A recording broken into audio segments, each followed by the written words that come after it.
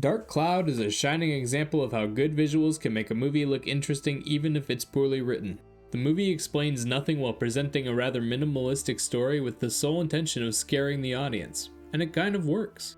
The AI Ida is as scary as Hal was from 2001: A Space Odyssey.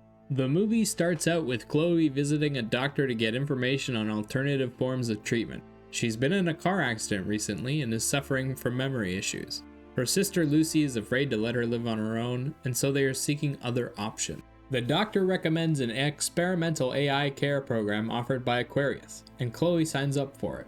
We then follow along as she meets with Aquarius's team and they get her set up in their new test house. The two employees explain that the AI will control every aspect of Chloe's life and will monitor her health and medication intake and upload that data to the company. Chloe feels uncomfortable in the house, but Ada, the AI, quickly helps her to adjust.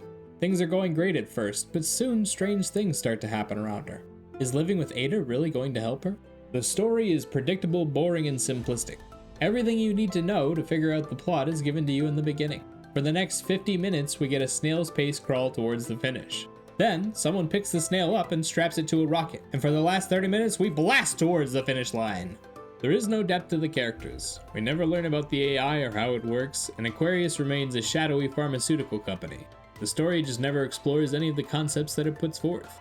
It doesn't go into why the events of the movie happen, and the ending seems kind of silly. Just utterly implausible.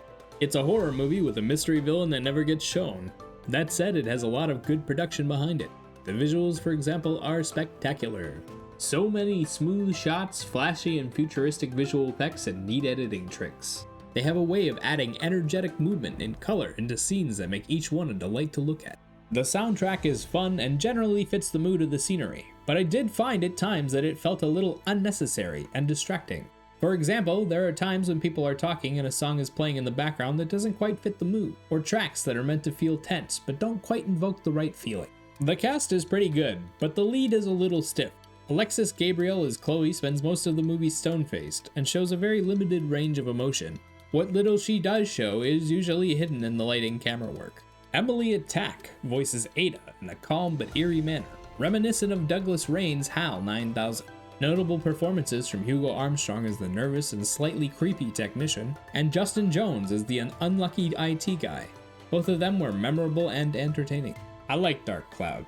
It may be a little shallow, but the visuals are appealing, the soundtrack is fun, and the acting is pretty good overall. I'd recommend the film to people who like horror movies and don't mind thin plots. 5 out of 10.